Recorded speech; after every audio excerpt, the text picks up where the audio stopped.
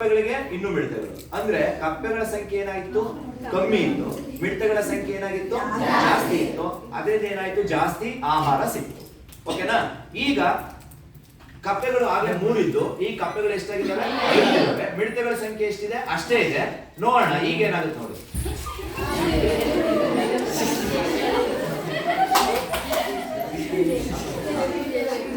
ಈಗ ಏನಾಗಿದೆ 2 ಸಿಕ್ಕಿದ್ದಾವೆ. ಆಗ್ಲೇ ಸುಮಾರು 8 ರಿಂದ 10 ಮಿಡತೆಗಳು ಸಿಕ್ಕಿತ್ತು.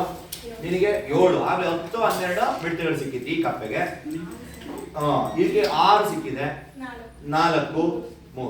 ಅಂದ್ರೆ ಕಪ್ಪೆಗಳ ಸಂಖ್ಯೆ ಜಾಸ್ತಿ ಆಯ್ತು, ಮಿಡತೆಗಳು ಅಷ್ಟೇ ಇತ್ತು. ಆಹಾರದ ಪ್ರಮಾಣ ಏನಾಯ್ತು ಈಗ ಕಮ್ಮಿ ಆಯ್ತು. ಹೌದಲ್ಲ ಮಕ್ಕಳೇ? ಅಂದ್ರೆ ಒಂದು ಪೋಷಣಾ ಸ್ತರ ಏನಾಯ್ತು, ಈ ಕಪ್ಪೆಗಳ ಸಂಖ್ಯೆ ಯಾಕೆ ಜಾಸ್ತಿ ಆಯ್ತು? ಹಾವುಗಳ ಸಂಖ್ಯೆ ಕಡಿಮೆ ಆಗಿದೆ. ಹಾವುಗಳು ಕಮ್ಮಿ ಆದ್ರೆ ಕಪ್ಪೆ ಏನಾಯ್ತು ಜಾಸ್ತಿ ಆಯ್ತು. ಕಪ್ಪೆ ಜಾಸ್ತಿ ಆದಾಗ ಏನಾಗೋಯ್ತು ಮಿಡತೆಗಳ ಸಂಖ್ಯೆ ಕಮ್ಮಿ ಆಗೋಗುತ್ತೆ. ಮಿಡತೆಗಳ ಸಂಖ್ಯೆ ಕಮ್ಮಿ ಆಯ್ತು ಅಂದ್ರೆ ಹುಲ್ಲು ಏನಾಗುತ್ತೆ ಜಾಸ್ತಿ ಆಗುತ್ತೆ. ನಮ್ಮ ಬೆಳೆಯನ್ನೆಲ್ಲ ಏನ್ ಮಾಡುತ್ತದೋ ಹಾಳು ಮಾಡೋದಕ್ಕೆ ಕಾರಣ ಆಗುತ್ತೆ. ಓಕೆನಾ ಮಕ್ಕಳ?